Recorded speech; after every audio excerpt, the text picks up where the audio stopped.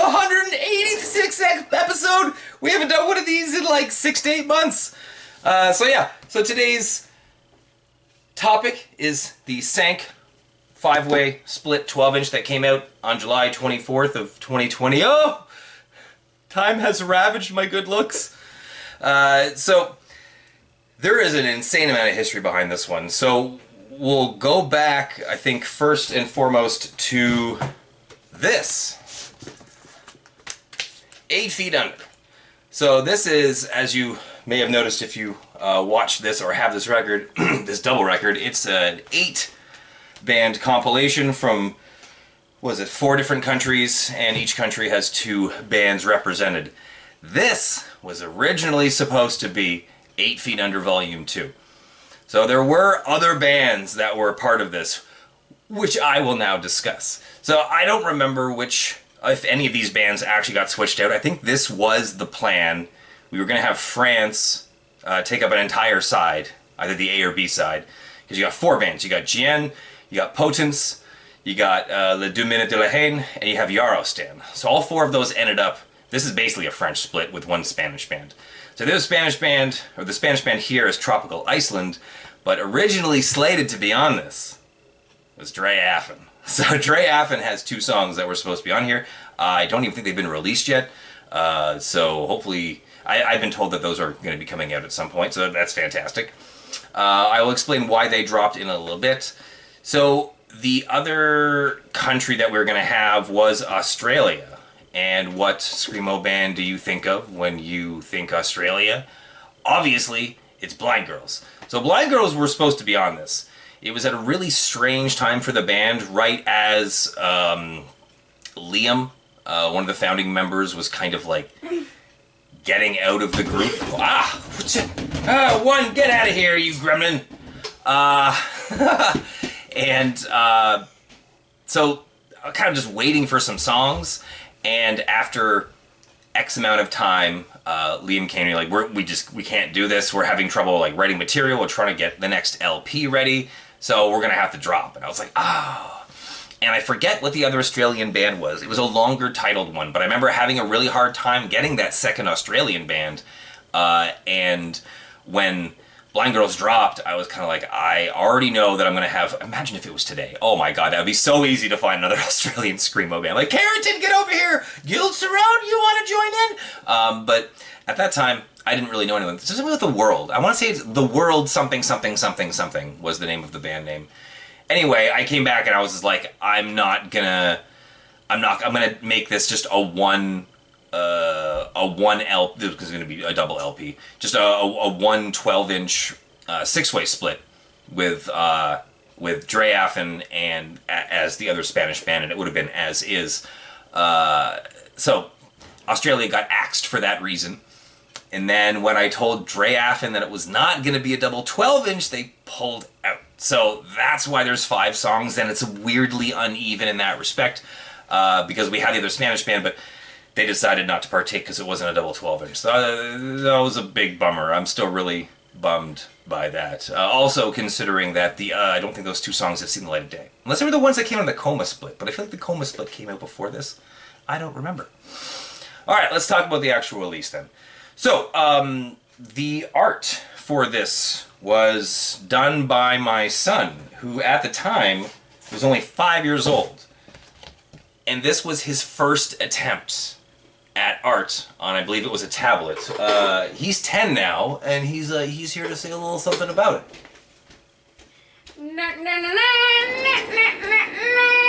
Hello, everybody. My name is Lucas. I made this apparent work of art. Do you remember making it? Honestly? Kind of. You were on the couch. I remember like being on the couch and just being like, and all I did was this. Don't let the secret out. But I mean, I came over and he said, "Dad, I'm finished. Can you save this for me?" And I lost my poo-poo. I was like, "Oh my god, that is so amazing!" So I think I said pretty much then and there, I'm like, I'm gonna put that on an album cover. And I was just like, what? I think he was 5, so he probably didn't I think even... I was like 3. No, you were 5. Oh. You were 5. It was in Nanaimo before we moved. Oh, okay. But yeah, no, just a beautiful color. Like, we didn't change anything. The only thing that was done to this was putting the title in. Otherwise, this is as is when he did it on the tablet at 5 years old. Truly a work of art, my friend. Good job. I'm gonna get out of here. Okay, so the art. Yeah, so the art came in before this was even ready to go, and I was like, that's how it's gonna be. Let's look at the ball that's coming in front of my face. Balls. 2. So the bands here and their tracks are pretty interesting as well, because there are some specifics that maybe you don't know about. So GN has 13.2 and 14.2. Oh, right! One of them was like in New Zealand, and I had just moved out of New Zealand, and I was talking to them, and they were like, we're not really a band anymore. And I was like, boy, 2 songs? And I got a message later, 4 to 6 months later, something like that, just being like, thank you so much. Kind of this pushed us to continue to be a band. It was something along those lines. It was very positive, and I remember being like, wow, I remember when I talk about this, I'm going to bring this up, because I think it's very interesting. So, go me, because I knew that GN was super sick. So, yay to all of us. Now, this band released, here it is, a compilation of all of their work, except it does not have these 2 tracks on it. So they kept these 2 tracks exclusive, which at this point in time wasn't going to be the right call, because I think we have 1 copy left of this Cinq, which I'm going to talk about at the end of this episode. So yeah, you can get the entire discography on that. I think they might have all been sold out. We helped release it too. We sold out instantly. We got some more copies. We sold out again instantly. So good. It's kind of like what if Ditro was like way heavier, like really, really good, heavy French stuff with even some like guttural vocals, which I don't know if they showed up on the older stuff. They maybe did, maybe they did not. I don't know. Oh my God. 3, trois. Potence. Potence is ex-Ditro. If you didn't make that connection, the vocalist of Potence is the Ditro vocalist. Was the Ditro vocalist, however you want to say that. But Potence is a much more crusty, kind of like what if Ditro had a baby with Tenu, or something like that. That's probably pretty close. When they said yes, I was insanely stoked. Not just because of like the Ditro thing, but they had already released their first album at that point, and I was all over it. And they have since released a second album. Wait. They did, and they just released a 3rd album recently, which is the best out of all of their stuff. It's absolutely fantastic. These 2 songs, I think, are specific to this release, but they might have showed up, 1 or 2 of them might have showed up on something later. Maybe not. I don't remember. Good job, Dave. Research. Next is Spanish Tropical Iceland. There's 3 tracks here. I remember this ended up being by far the shortest side. I think I asked for like 5 to 7 minutes, and it's like 4. One of the songs, I think it's like the 2-minute one, is on another release. But the other 2 songs, I believe, are still unreleased. They're just really short. If you haven't heard Tropical Iceland, amazing emo violence stuff. They are not a band anymore. Ooh! But on September the 6th, one of the members of that band is in a new band called Leaves that has like a shoegaze post-rock thing going on, and I'm putting it on Soft Seed Music. Absolutely fantastic. So make sure you check that out. That's kind of where Tropical Iceland is now. I don't know if they're going to release anything else, or if they're just kind of on a temporary hiatus. We'll find out soon enough, I'm sure. Or still be guessing in 4 years.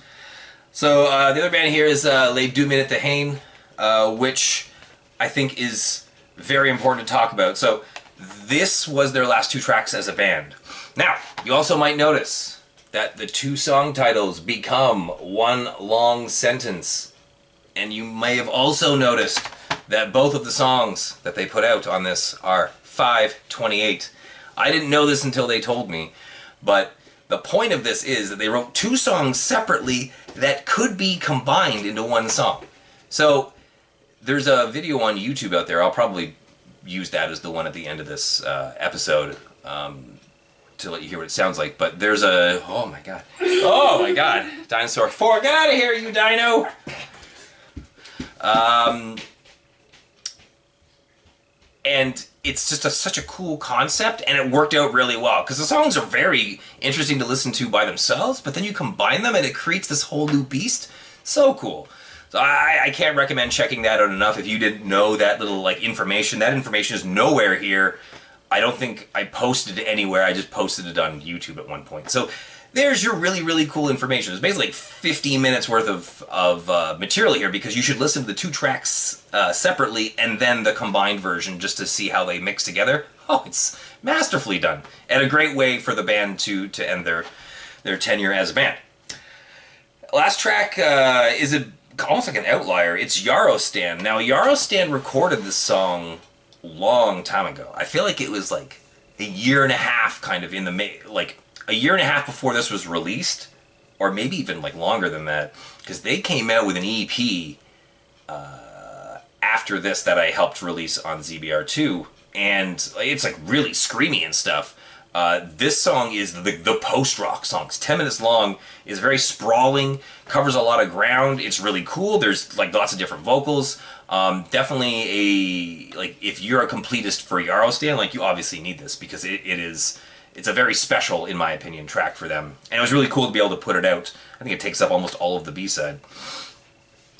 Well, that's it for the tracks. This is another super important album because it was our very first order at Gotta Groove Records and therefore getting Wax Mages. So let's go through the variants, shall we? Ow! God! Lord Cinq! Ah! Those are beanie things! Those aren't soft! Alright, thank God that's 5. That's Cinq. Alright, so we did 150 on the clear with like a pink pigment swirl. They're very nice. Now, everything from this, especially the next 2 variants I'm going to show you, sold out very quickly, and therefore you cannot buy them anymore. But I have one copy of this left that I don't need double copies for because I let Lucas have one of every variant, and I'm just going to keep the Wax Mage. So my personal copy that I've maybe listened to once is up in the store if you want to grab it. I don't think we'll be repressing this with the fact that 2 of these bands are already dead. So yeah, I don't think we'll be repressing it. It makes it more special anyway. Now, the next one is Extreme Label Blowout, and honestly, these records blew me away when we got them. There were so many variations of the colors within. This is more of a white one with a bit of a rainbow undertone, but you had ones that were just like insanely vibrant blue, like just like crazy yellow, pink and stuff. They did such a good job with these. I am so impressed. Now, we should talk about what an Extreme Label Blowout is for those who have never held one or know how they make this effect. But you can see that what they do is they take the center labels, extra ones, and they rip them up into little pieces, and those little pieces are what capture the globs of paint on the other side. So every glob of that is just part of the label being blown out. So there you go.